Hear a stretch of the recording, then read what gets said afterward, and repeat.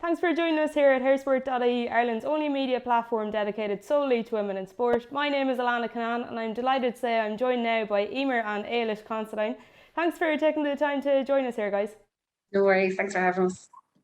No So problem. it's a busy bit of a time period for the Considine sisters, really. Eimear, you're coming off the back of a Six Nations and the girls clinched the fourth against Scotland in the dying embers there, but an injury for yourself.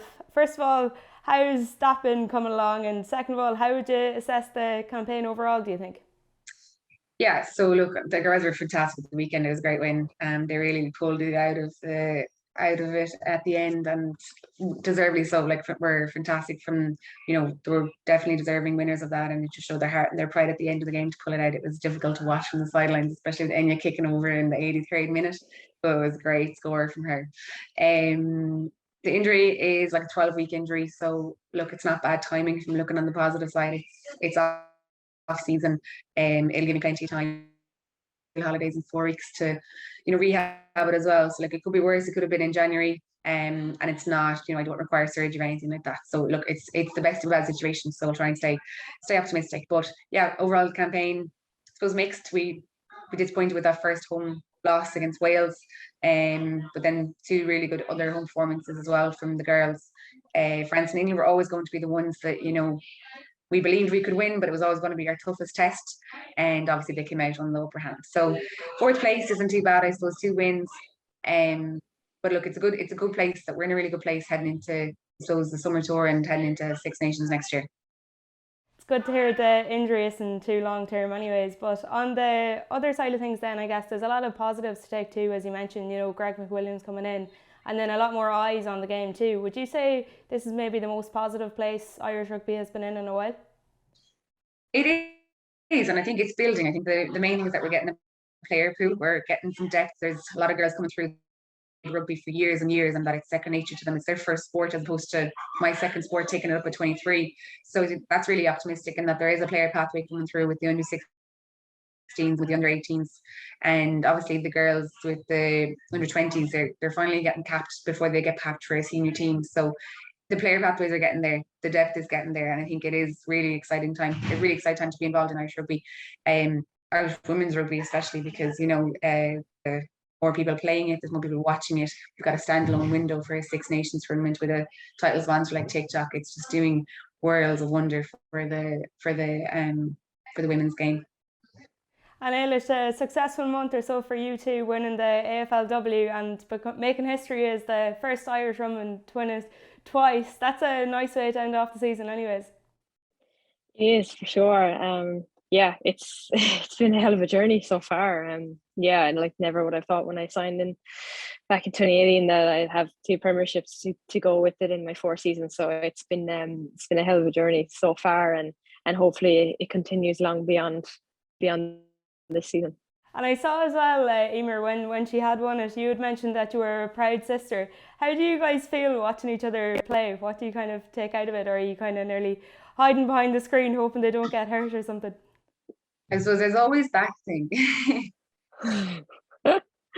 Yeah, for me, like, sometimes it's very difficult to get streaming of her games over here, but I was listening on radio to her game where she got injured, and initially they had said that it was another player down, and I was watching the live tweets as well, and then her name got mentioned, and then the commentators corrected themselves and said that actually it was her down, and like, my heart sunk. Like, I was here, I think it was 10:30 here at night, and listening to that and not knowing what happened, because they were just saying it's a leg injury, and then 100 things go through your head because you're worrying what's happening. And that's the hard part of being away from each other when something goes wrong, and obviously not being able to be there for the big and good occasions too.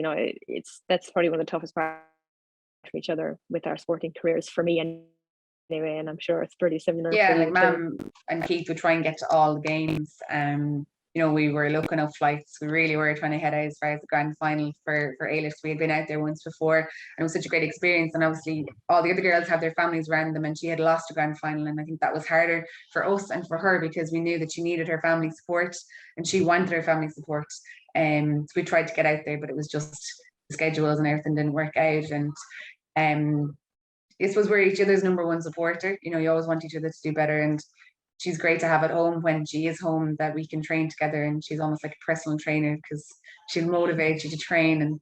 And I suppose it's great to have each other, that we can live the same lifestyle no matter what side of the world that we're on, and we are each other's number one fan, and she's always trying to make me better, and I'd hope that I'm trying to make her better as well. Always.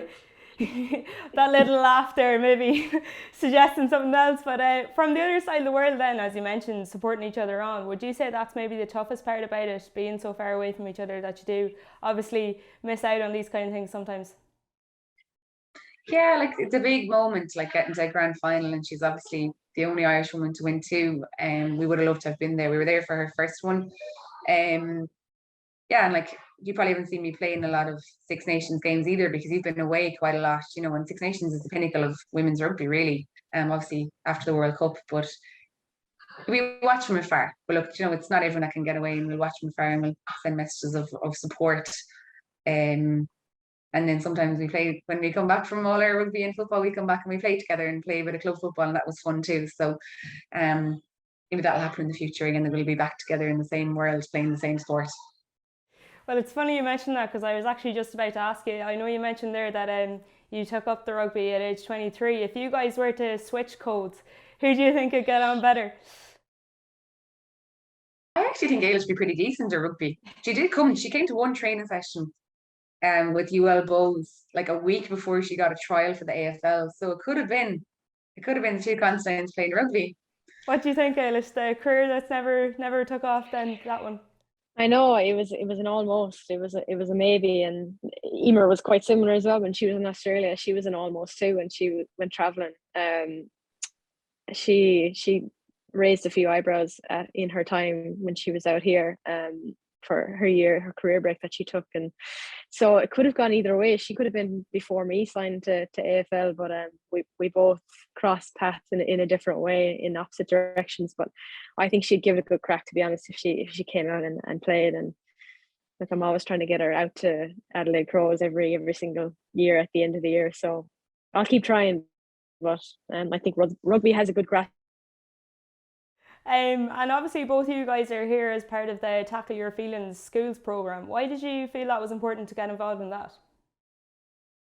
Because I've been ambassador Tackle Your Feelings for quite a while, and I suppose it's promoting well-being, and not just in athletes and everyone, and I suppose like making people realise that athletes are humans and need these well-being aids and helps as well. And as a teacher in a school, I see the need for a well-being, like there is well-being in the curriculum now, and the Tackle Your Feelings campaign is just almost like an easy, accessible app. The program that's run out is an 8-week program, and the lesson plans are done, the resources are done for the teachers. It's just a matter of rolling it out, and there's about 30 schools rolling out the program at the moment, but about over 200 schools have interest in the program. So it's getting better, and it's those life skills that you can learn, that you need to learn. We learn, I suppose, automatically through sport, that we learn how to bounce back after a tough loss, or we, get back up after a tackle again. And the positive like self-talk that you need to give yourself, and building confidence, creating that community around you. It's the things that we probably take for granted